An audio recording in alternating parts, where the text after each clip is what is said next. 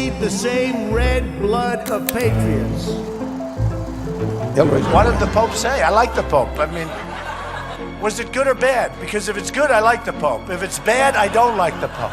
Trump, it has become very clear that you're probably going to lose. Correct. The political world has spent nearly a decade trying to solve the puzzle of Donald J. Trump.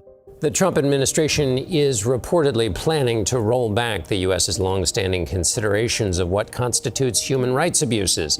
CBS News confirmed the annual country reports on human rights practices will be, quote, streamlined, in part to align with executive orders signed by President Trump. NPR investigative journalist Graham Smith obtained the memo detailing this plan, and he joins me now. Graham, what are these reports? Hi, John. Well, basically, law says the State Department has to come up with reports on every country, every year, outlining how they're doing on human rights. It's supposed to be a fully, report on internationally recognized human rights. And it's so that the Congress can make good decisions about how to spend money, who gets aid, who's going to be able to buy weapon systems. Every norm broken, every inflammatory statement, and every unprecedented legal challenge sparks a furious debate. Is this the chaotic unraveling of a man unfit for power, or are we witnessing the deliberate, calculated moves of a master strategist playing a game only he fully understands? So let's find out. In a notable shift from decades of established precedent, the most recent annual report on global human rights practices from the U.S. State Department has been fundamentally altered, presenting a scaled-back and significantly revised assessment of nations worldwide.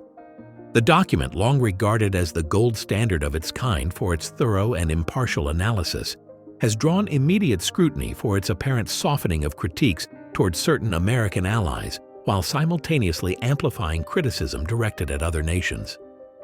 This comprehensive review, which traditionally offers a detailed country-by-country breakdown of human rights conditions, has undergone a profound transformation under the current administration, raising concerns among veteran diplomats and human rights advocates about the politicization of a historically objective process.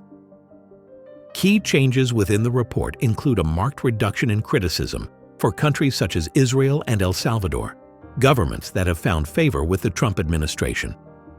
Conversely, the analysis for perceived adversaries, including Brazil and South Africa, has been notably intensified. Beyond these tonal shifts, the structure of the report itself has been overhauled, with entire sections that were staples of previous editions being eliminated entirely. This has resulted in a dramatic curtailment of coverage on critical global issues, including systemic government corruption and the widespread persecution of LGBTQ+ individuals. Official statements from the State Department characterize these sweeping changes as a necessary restructuring effort designed to remove redundancies and increase readability for the public. Further illustrating the report's new direction is its characterization of the human rights landscape within some of America's closest and most long-standing allies. The document asserts that conditions have worsened in nations including the United Kingdom, France, and Germany, a conclusion it primarily attributes to those governments' implementation of regulations aimed at combating online hate speech and disinformation. The specific language employed directly echoes previous criticisms voiced by Trump administration officials and some leaders in the U.S. technology sector, who have frequently framed European efforts to mitigate online harms as governmental overreach and an attack on the fundamental principle of free speech. This strategic reorientation of a foundational diplomatic tool has been met with sharp condemnation from experts in the field. Uzra Zeya, a former senior State Department official who now leads the organization Human Rights First, described the move as a gutting of a revered and nonpartisan institution. She warned that this represents a stark abandonment of core American values that have long underpinned U.S. foreign policy. The concern, as she explained, is that this revised report sends a dangerous signal to the international community, suggesting that a government may receive a free pass from the United States on its human rights record if it is willing to cut deals or align itself with the priorities of the current American administration. This development marks a significant departure from a tradition of consistent and principled advocacy for human rights protections across the globe. A recent U.S. State Department report on global human rights practices has generated considerable international attention for its pointed criticism of several allied nations, including the United Kingdom. The document levels the accusation that the UK faces significant human rights issues, specifically highlighting what it describes as credible reports of serious restrictions on freedom of expression. It further contends that the prosecution and punishment for human rights abuses within the country are inconsistent. In response to these claims, a spokesman for the UK government firmly defended the nation's record, stating that free speech is a vital component of democracy and that the UK is proud to uphold these freedoms while simultaneously ensuring the safety of its citizens. This exchange references actions taken by British authorities last year following a tragic incident in Southport, England, where social media users faced legal consequences for spreading false information that falsely blamed an asylum seeker for a stabbing and encouraged acts of revenge. The report also directs strong criticism toward Brazil, a nation the Trump administration has frequently admonished. Brazilian authorities are accused of taking disproportionate action to undermine freedom of speech. It is notable that both the UK and Brazil have formally rejected similar past criticisms from the United States.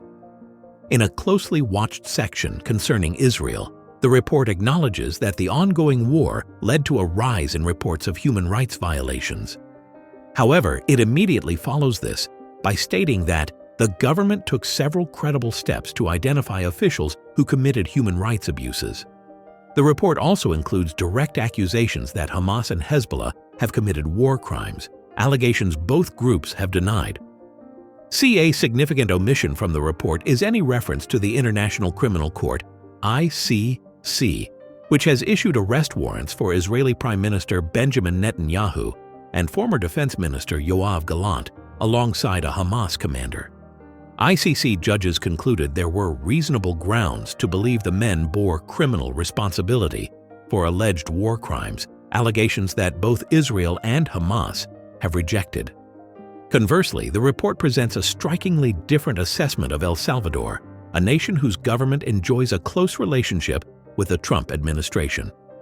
While organizations like Amnesty International have accused the Salvadoran government of arbitrary detentions and human rights violations, alongside inhumane detention conditions.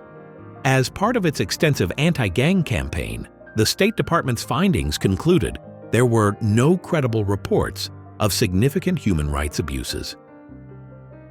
President Trump has publicly praised El Salvador's President Nayib Bukele, calling him one hell of a president who is doing a great job. The publication of this document followed a delay of several months, a period during which reports emerged of significant internal dissent within the State Department itself regarding the report's content and conclusions, suggesting a deep and unusual level of disagreement over its final form. Of significant note is that the recent overhaul of the State Department's human rights reporting appears to follow a clear internal directive. Earlier this year, political leadership within the administration reportedly issued specific guidance to its staff, instructing them to substantially shorten the annual country reports. This guidance explicitly advised the removal of numerous references to several key issues that have been traditionally documented, including detailed accounts of systemic government corruption and crimes targeting individuals based on gender. This shift in methodology aligns with a broader pattern of policy changes, following several executive orders on related international issues signed by President Trump that have redefined the nation's diplomatic priorities. This new approach was perhaps most succinctly articulated by the president himself during a visit to Saudi Arabia, where he publicly berated what he termed Western interventionists. In that address, he declared a fundamental shift in U.S. foreign policy, stating that America would no longer be in the business of giving you lectures on how to live or how to govern your own affairs. This philosophical stance, moving away from a tradition of advocating for specific democratic values, now appears to be formally reflected in the content and tone of the nation's premier human rights assessment, marking a definitive departure from the diplomatic posture maintained by previous administrations of both major parties. Ultimately, the debate over Donald Trump's nature of whether he is a danger or a mastermind is up to you all. Let us know in the comments what you think, and if you want to stay on top of this, smash that like and subscribe button.